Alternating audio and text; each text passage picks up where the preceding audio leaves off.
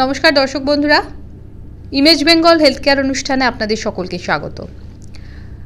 বর্তমানে আধুনিক জীবনযাত্রার যেভাবে আমাদের লাইফস্টাইল পরিবর্তন হয়ে গেছে, খাদ্যাভ্যাস পরিবর্তন হয়ে গেছে, বর্তমান যুগে পেটের বা লিভারের সমস্যায় একটা নতুন সংযোজন হচ্ছে ফ্যাটি লিভার। এই ফ্যাটি লিভার নিয়ে আমাদের বিস্তর প্রশ্ন আছে, কারণ আমরা অনেক সময় শুনে থাকি যে অনেকেই আমাদের আশেপাশে ফ্যাটি লিভারে আক্রান্ত হচ্ছেন। দৈনন্দিন জীবনে কিভাবে আমরা ফ্যাটি লিভার প্রতিরোধ করতে পারি, এ বিষয় নিয়ে কথা বলতে আজকে আমরা এসে উপস্থিত হয়েছি মণিপাল হসপিটাল, সল্টলেক, এবং আমরা আমাদের মধ্যে পেয়েছি সিনিয়র গ্যাস্ট্রোএন্টারোলজিস্ট ডক্টর সুজয় মৈত্রকে। নমস্কার স্যার। নমস্কার। স্বাগত জানাচ্ছি আপনাকে। ফ্যাটি লিভার কি, বা ফ্যাটি লিভার হলে কি কোনো লক্ষণ দেখতে পাওয়া যায়?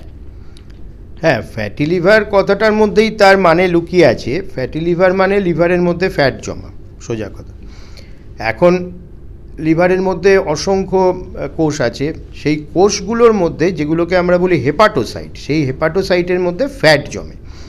তো এই ফ্যাটটা কি সেটাও একটু বলে নেওয়া ভালো। মানে বিভিন্ন রকমের তো ফ্যাট হয়, তো মূলত এটা হচ্ছে ট্রাইগ্লিসারাইড।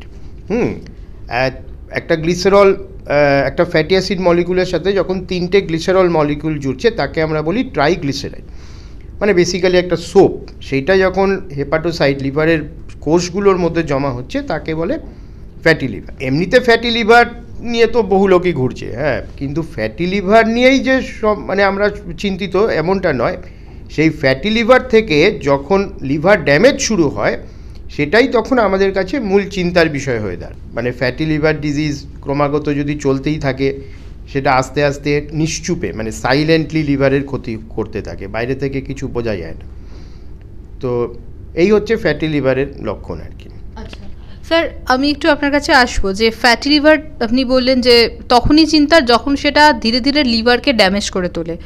আমি এই পর্যায়গুলো জানতে চাইবো যে মানে ফ্যাটি লিভার কিভাবে ধীরে ধীরে লিভারকে ড্যামেজ করে তোলে। লিভারের মধ্যে যে কোষের মধ্যে ফ্যাট জমছে, তো এটা সবার হয় না, কিন্তু মনে রাখতে হবে। তাই মানে অযথা প্যানিক করারও কিছু নেই। অবশ্যই মনিটরিংয়ের ব্যাপার আছে, যে আমাদেরকে একটা পিরিয়ডিক ইন্টারভেলে লিভার টেস্ট করে দেখে যেতে হয় যে ড্যামেজ সত্যি সত্যি হচ্ছে কিনা। তো ড্যামেজ শুরু হলে তখন কি হয় না, যে লিভারের কোষের মধ্যে যে ট্রাইগ্লিসারাইড সেটা তখন অক্সিডেশন হয়। অক্সিডেশন হয়ে ফ্রি অক্সিজেন র্যাডিক্যালসগুলো বেরোতে থাকে, এবং সেগুলোই গিয়ে লিভার কোষের মধ্যে যে বিভিন্ন অর্গ্যানেলিজ আছে, অর্থাৎ মানে কোষের অভ্যন্তরে যে আরও ছোট ছোট যে পার্টিকেলসগুলো থাকে, মাইটোকন্ড্রিয়া, লাইসোসোমস, গোলগি বডি ইত্যাদি, এইগুলোর তখনও ড্যামেজ করতে শুরু করে। এবং তখন সার্বিকভাবে লিভারের কোষগুলো ফুলে যায়, এবং লিভারের কোষগুলো ঠিকভাবে কাজ করতে পারে না। এবং দীর্ঘদিন ধরে লিভার কোষ ফুলতে থাকলে তার মধ্যে অবভিয়াসলি লিভার কোষগুলো একটা একটা করে লিভার কোষ মরতে থাকে। তখন সেই কোষের পরিবর্তে স্থানে যে জিনিসগুলো তৈরি হয় তাকে বলে ফাইব্রাস টিস্যু। তো তার মানে প্রথমে আমরা যেটা দেখলাম যে লিভারের কোষগুলো ফুলে গেল, তো সেটাকে আমরা বলি স্টিয়াটো হেপাটাইটিস। মানে স্টিয়াটো মানে হচ্ছে ফ্যাট, তার থেকে যে লিভারের যে মানে প্রদাহ তৈরি হচ্ছে তাকে আমরা বলছি স্টিয়াটো হেপাটাইটিস। এবারে তার থেকে যখন লিভার কোষগুলো মরে গিয়ে তার মধ্যে ফাইব্রাস টিস্যু তৈরি হচ্ছে, তখন নেক্সট স্টেজ যেটা আসছে সেটা হচ্ছে ফাইব্রোসিস। তো এই অবধিও ঠিক আছে। এর পরে যদি যেটা হয় সেটাও আবার সবার হবে এরকম কোনো মানে নেই। সেটা হচ্ছে এইবারে এই ফাইব্রাস টিস্যুগুলো একটা অদ্ভুতভাবে এদের একটা স্ট্রাকচারাল চেঞ্জ হয়, ঠিক আছে। তো সেইটা গিয়ে তখন সৃষ্টি হয় হচ্ছে লিভার সিরোসিস, সেটা হচ্ছে আলটিমেট স্টেজ। তো প্রথমে আমরা যদি বলি যে non alcoholic fatty liver disease, সেটা আছে ঠিক আছে। এরপরে শুরু হয়ে গেল প্রদাহ, অর্থাৎ নন অ্যালকোহলিক স্টিয়াটো হেপাটাইটিস। তারপরে কোষের মৃত্যু, তার বদলে সৃষ্টি হচ্ছে ফাইব্রাস টিস্যু, সেটা হলো গিয়ে ফাইব্রোসিস। এবং লাস্ট স্টেজে হচ্ছে সিরোসিস। একমাত্র যখন গিয়ে সিরোসিসে টার্ন নিয়ে নেবে তখন গিয়ে নানান রকম সিমটমস শুরু হতে পারে, যেমন মানে ক্ষুধার প্রবলেম চলে যাবে, তারপরে মানে সাধারণ গ্যাস ফ্যাসের প্রবলেম ইত্যাদি। একদম এক্সট্রিম স্টেজে সিরোসিসের যা হয়, যে কোনো সিরোসিসেই যা হয়, পেটে জল জমে যাওয়া, রক্তবমি হওয়া, এই সমস্ত প্রবলেম হবে। বাট সেটা খুব লেট স্টেজে, প্রথম দিকে এগুলো কিছুই থাকে না। মেন টার্গেট হচ্ছে যাতে এটা একদম ফাইনাল স্টেজে না যায়, সেই জন্য একটু চেক আপে থাকতে হবে। যে কাদের ফ্যাটি লিভারে আক্রান্ত হওয়ার ঝুঁকি বেশি? এদের বডি ফ্যাটও বেশি, প্যারাইটাল ফ্যাট যেটাকে আমরা বলি, বডি ফ্যাট বেশি, অর্থাৎ যাদের বডি মাস ইন্ডেক্স বেশি। হাইট অনুযায়ী আমরা বডি ওয়েট ক্যালকুলেট করি এবং সেইভাবে বডি মাস ইন্ডেক্স ক্যালকুলেট করা হয়। সাধারণত ধরে নেওয়া হয় 24-25 হচ্ছে কাট অফ লাইন, তার থেকে বেশি হওয়া মানেই তো ঝুঁকি বেড়ে গেল, ঠিক আছে। এটা একটা ফ্যাক্টর। 2 নম্বর ফ্যাক্টর হচ্ছে ডায়াবেটিস। ডায়াবেটিস হচ্ছে মানে মোস্ট ইম্পর্ট্যান্ট রিস্ক ফ্যাক্টর বলতে গেলে, যে ফ্যাটি লিভার ডিজিজ। কারণ ডায়াবেটিস আমাদের এই সব ইন্ডিয়ান সাবকন্টিনেন্ট বা এশিয়ান পপুলেশনে যে ডায়াবেটিস হয় সেটাকে আমরা বলি টাইপ 2 ডায়াবেটিস। অর্থাৎ এখানে ইনসুলিনের অভাব নেই অ্যাকচুয়ালি, কিন্তু ইনসুলিন কাজ করতে পারছে না, ইনসুলিন রেজিস্ট্যান্স। তো তার ফলে কি হচ্ছে না, বডি আরও বেশি করে ইনসুলিন তৈরি করছে, হাইপার ইনসুলিনিমিয়া। এই হাইপার ইনসুলিনিমিয়ায় গিয়ে আলটিমেটলি লিভার কোষের মধ্যে ওই ট্রাইগ্লিসারাইড ডিপোজিট করছে, ঠিক আছে না। তো ডায়াবেটিস হচ্ছে the most important risk factor for developing fatty liver. কি কি টেস্ট তারা করবেন? হ্যাঁ, মূলত ফ্যাটি লিভার ডিজিজ বুঝতে গেলে আলট্রাসোনোগ্রাফি করতে হবে, দেখার জন্য যে লিভারে সত্যি ফ্যাট জমছে কিনা। লিভার ফাংশন টেস্ট, যেটাতে আমরা মূলত দেখি হচ্ছে যে লিভারের মধ্যে প্রদাহ হচ্ছে কিনা, অর্থাৎ এসজিপিটি বেড়ে যাচ্ছে কিনা। এসজিওটিরও একটা ভ্যালু আছে এখানে, অর্থাৎ এসজিওটি যদি এসজিপিটির থেকে বেশি হয় তাহলে কিন্তু চিন্তার ব্যাপার। তাহলে বুঝতে হবে যে শুধু প্রদাহ হচ্ছে না, তার মধ্যে কিছু ফাইব্রোসিসেরও সৃষ্টি হচ্ছে। এছাড়া জেনারেলি লিপিড প্রোফাইল দেখা, যে কারোর ট্রাইগ্লিসারাইড বেশি থাকছে কিনা। অবভিয়াসলি ব্লাড সুগার দেখা, যে সে ডায়াবেটিক কিনা। তাছাড়া আরও বেশ কিছু টেস্ট আছে, একটু কমপ্লিট ব্লাড কাউন্ট সবারই করা যেতে পারে। সেখানে আমরা দেখি যে প্লেটলেট তার ঠিক থাকছে কিনা। এগুলোর থেকে বোঝা যায় যে লিভার শুধু প্রদাহ হচ্ছে নাকি সে ফাইব্রোসিসের দিকে টার্ন নিচ্ছে, সিরোসিসের দিকে টার্ন নিচ্ছে। প্লেটলেট কমে গেলেই আমরা তখন চিন্তাভাবনা করতে শুরু করি। এবার তাহলে আমরা একটু আসি চিকিৎসার প্রসঙ্গে, যে ফ্যাটি লিভারের চিকিৎসা আপনারা কিভাবে শুরু করেন প্রাথমিকভাবে? একদম হেপাটাইটিস সৃষ্টি না হয়ে থাকে তাহলে প্রথমেই ওষুধের খুব একটা কিছু রোল নেই। হ্যাঁ, এটা একটা খুব মানে ভালো করে মানুষের বোঝা দরকার, কারণ মানুষ এত মানে আতঙ্কগ্রস্ত হয়ে আসে, সে প্রথমেই চায় যে একটা ওষুধ দিয়ে দিতে। তো ওষুধের রোল খুব লিমিটেড ক্ষেত্রে আমরা ওষুধের কথা ভাবি। মূল টার্গেট হচ্ছে লাইফস্টাইল।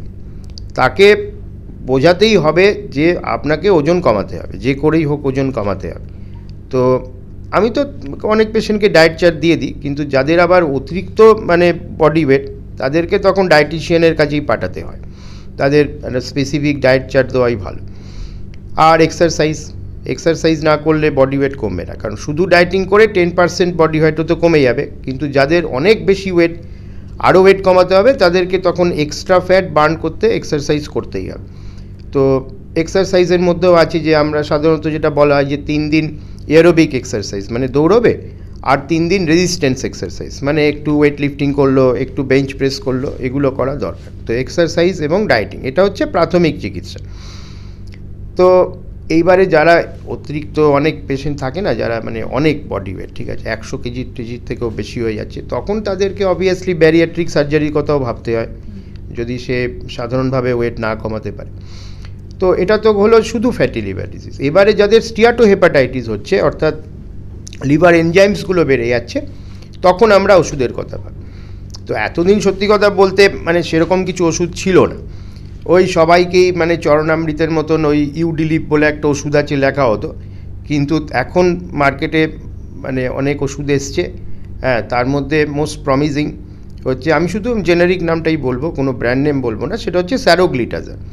তো স্যারোগ্লিটাজারে দেখা গেছে পরীক্ষামূলকভাবে যে মানে এই যে ফ্যাট থেকে যে হেপাটাইটিস হচ্ছে, লিভার এনজাইমসগুলো বেড়ে যাচ্ছে, এগুলো কিছুটা হলেও সে আটকাতে পারছে। এবং তার পরবর্তীকালে যে ফাইব্রোসিস হওয়ার যে মানে যে ঝুঁকি, সেটাও কিছুটা পরিমাণে কম গেছে। কিন্তু একটা কথা মানতেই হবে যে এই ওষুধগুলো মানে ইন্ডাস্ট্রিতে এসছেই খুব অল্প দিনের জন্য, অল্প সময়ের জন্য, সেরকমভাবে কোনো লংগিটিউডিনাল স্টাডি হয়নি।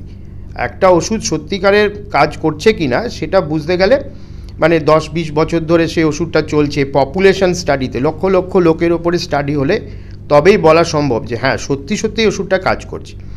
তবে এমনি আমাদের ব্যক্তিগত অভিজ্ঞতা থেকে, ক্লিনিক্যাল অভিজ্ঞতা থেকে আমরা দেখেছি যে ওষুধটা দিলে লিভার এনজাইমসগুলো অনেক কমে যাচ্ছে, সেটা আমরা এই ব্যাপারে কোনো সন্দেহ নেই। কিন্তু আলটিমেটলি গিয়ে সে কতটা লিভার ফাইব্রোসিস আটকাতে পারছে, সিরোসিস আটকাতে পারছে, সেগুলো বলা খুব মুশকিল। তো স্যারোগ্লিটাজার আছে, এছাড়া ওবিটোকোলিক অ্যাসিড বলে আরেকটা ওষুধ আছে, সেগুলোও আছে। তো এসব ওষুধ তো আছে, কিন্তু যেটা আমরা ওষুধ প্রয়োগ করে থাকি অন্য ক্ষেত্রে সেটা হচ্ছে পেশেন্টের যদি ব্লাড সুগার থাকে, সেক্ষেত্রে ব্লাড সুগার কন্ট্রোল করাটাই তখন আমাদের কাছে মূল টার্গেট হয়ে দাঁড়ায়, যে সুগার, টাইট সুগার কন্ট্রোল।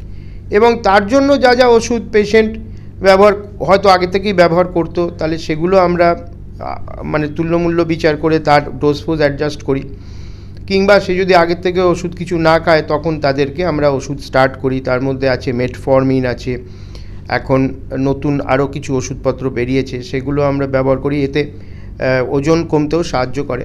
তো এই ধরনের ওষুধ আমরা ব্যবহার করি, কিন্তু ওষুধটাই মেন ব্যাপার নয় ফ্যাটি লিভার ডিজিজে। ফার্স্ট হচ্ছে লাইফস্টাইল।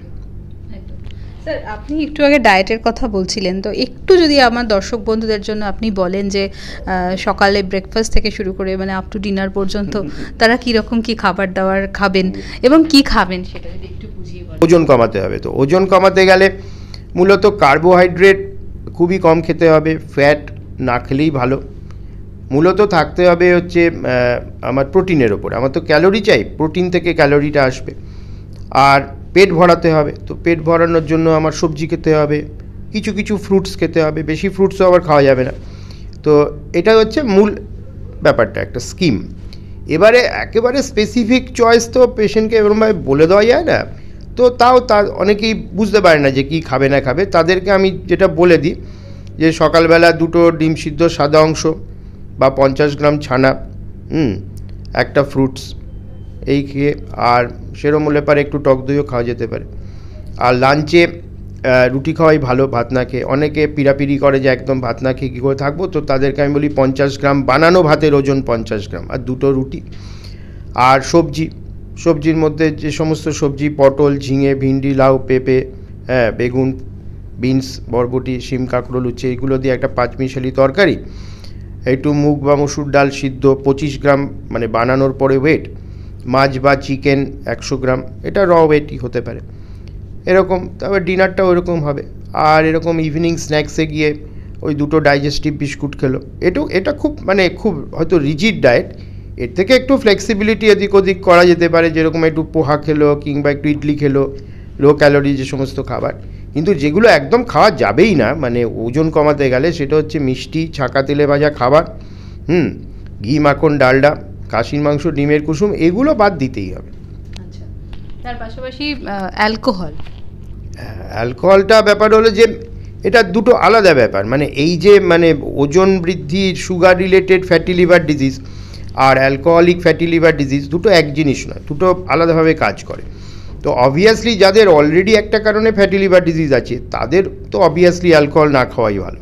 পার্টি প্রোগ্রামে গেলে হ্যাঁ ঠিক আছে, একটু আধটু অ্যালকোহল খেলো ঠিক আছে, কিন্তু রেগুলার বেসিসে অ্যালকোহল খাওয়া উচিত নয়। এবারে ধরুন কারো হয়তো actually non alcoholic fatty liver disease নেই, তাদের অ্যালকোহলটাই মেন প্রবলেম। তো সেক্ষেত্রে আমরা ভাবনা চিন্তা করি, সব লোককে তো আর বলা যায় না যে একদম অ্যালকোহল খেও না। যারা অ্যাডিক্ট তাদেরকে তো বলতেই হয় যে হ্যাঁ আপনাকে অ্যালকোহল বন্ধ করতে হবে, তাদের একটু অ্যালকোহল খেলে তারা কোনো দিনই এর থেকে বেরিয়ে আসতে পারবে না। কিন্তু অনেক লোকই আছে যারা কর্মসূত্রে একটু আধটু অ্যালকোহল খায়, কোনো প্রোগ্রামে গেলে অ্যালকোহল খায়, তাদেরকে তখন একটা মেপে দিতে হয়, মাপটা বলে দিতে হয় যে কতটুকু অ্যালকোহল আপনার অ্যালাউ। এখন সাহেবদের দেশে একটা স্ট্যান্ডার্ড বলা আছে, সেটা হচ্ছে যে পুরুষ মানুষের ক্ষেত্রে সপ্তাহে 21 ইউনিট আর মহিলাদের 14 ইউনিট। তো 1 ইউনিট অ্যালকোহল মানে হচ্ছে 8 গ্রাম অ্যালকোহল। তো এবারে আপনাকে সেইভাবে হিসাব করতে হবে। ধরুন হিসাবের সুবিধার জন্য আমি যদি ধরে নিই যে হার্ড ড্রিঙ্কসগুলো যেমন রাম, হুইস্কি, ভডকা, স্কচ, এগুলোতে 100 ml 40 গ্রাম অ্যালকোহল থাকে, তার মানে 5 ইউনিট। তাহলে আপনি সপ্তাহে 21 ইউনিট মানে অ্যাপ্রক্সিমেটলি 400 ml মতন খেতে পারেন। তবে এটা কিন্তু সাহেবদের হিসেব, সোজা কথা। আর মহিলাদের ক্ষেত্রে ওটা 300 ml হবে। তো ইন্ডিয়ান পপুলেশনে তো অবভিয়াসলি আমরা জেনেটিক্যালি অতটা স্ট্রং নই কিন্তু অ্যালকোহলের জন্য। তো আমার মতে সেক্ষেত্রে ওই 400টাই ইন্ডিয়ান মেলসদের ক্ষেত্রে 200 করা উচিত, আর মহিলারা 100 ml খাবে। তবে এটা আমার নিজের হিসেব। স্যার, যেটা মেন প্রশ্ন, যে দর্শক বন্ধুরা যারা এই অনুষ্ঠান দেখছেন তারা অনেকেই প্রশ্ন করে থাকেন যে ফ্যাটি লিভার কি সারে, আপনি কি বলবেন? না, সে তো কোনো অসুখই সারে না। সুগার, প্রেশার, হাঁপানি, মৃগী রোগ, থাইরয়েড কোনোটাই সারে না। তো সারানোটা তো আমার লক্ষ্য নয়, আমার লক্ষ্য হচ্ছে to keep it under control. মানে সারে কি, সারে হচ্ছে সর্দি কাশি এগুলোই সারে, তাও আবার বছরে 2 বার করে হয়। তো সেরে যাবে না, সেরে যাওয়ার এটা একটা বিভ্রান্তি সৃষ্টি করে লাভ নেই। মূল ব্যাপারটা হচ্ছে যে ওটাকে কন্ট্রোলে রাখতে হবে। কন্ট্রোলে রাখা মানে হচ্ছে যে আমার লিভার এনজাইমসগুলো নর্মাল থাকবে, অর্থাৎ আমার লিভারের মধ্যে ফ্যাট থাকলেও সেটার থেকে লিভারের কোনো সেরকম ক্ষতি হচ্ছে না। এবারে আমার বডি ওয়েট আমি একটা অপটিমাম জায়গায় আনলে পারে, আমি তো আর প্রত্যেক দিন আল্ট্রাসাউন্ড করে দেখব না যে সত্যি লিভার কি হচ্ছে না হচ্ছে, আর সত্যি কথা ওরমভাবে মানে তুল্যমূল্য বিচার করে বোঝাও যায় না, আর লিভার বায়োপসি করেও দেখবো না যে হ্যাঁ লিভারে কতটা ফ্যাট আছে। আমার প্যারাইটাল ফ্যাট বডি ওয়েট যদি কন্ট্রোলে থাকে তাহলে ধরে নেওয়া যেতে পারে আমার লিভারের মধ্যে ফ্যাটও কন্ট্রোলে থাকবে। তো সেরে যাবে না, কিন্তু কন্ট্রোলে রাখা যাবে। ফ্যাটি লিভারে যারা রোগী তারা কি চা বা কফি এগুলো নিয়মিত খেতে পারবেন? হ্যাঁ, চা কফি খেতে পারে। কফি তো অ্যাকচুয়ালি কিছু কিছু স্টাডি, যত অতটা বিজ্ঞানসম্মত স্টাডি না হলেও দেখা গেছে যে কফি খেলে নাকি লিভারের অসুখে একটু লাভই হয়। তো 400 গ্রাম ক্যাফিন তো বলা হয় খেতে, যে খেতেই পারে, তাতে কোনো অসুবিধা নেই। আর চায়ের তো কোনো সমস্যা নেই, চা নিয়ে কোনো স্টাডি হয়ও নি, আর আমার মনে হয় না যে চা খেলে কোনো অসুবিধা হবে।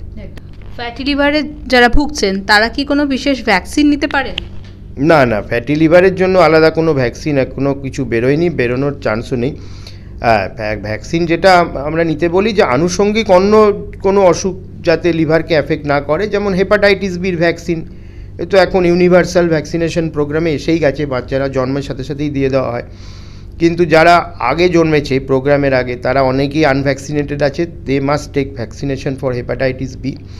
হেপাটাইটিস এরও ভ্যাকসিনেশন আছে। জলবাহিত রোগ যে কোনো লোকের যে কোনো সময় হয়ে যেতে পারে, হেপাটাইটিস এর ভ্যাকসিনও নিয়ে নেওয়া ভালো। অনেক ধন্যবাদ স্যার, আমরা খুব সুন্দর একটা আলোচনার মধ্যে দিয়ে আপনার সমস্ত বিষয়ে কথাগুলো শুনলাম।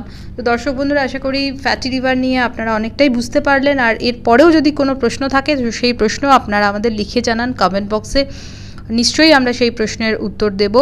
স্যারকে ধন্যবাদ আমাদের এই অনুষ্ঠানে আসার জন্য। আপনারা সকলেই সুস্থ থাকুন, ভালো থাকুন, নমস্কার।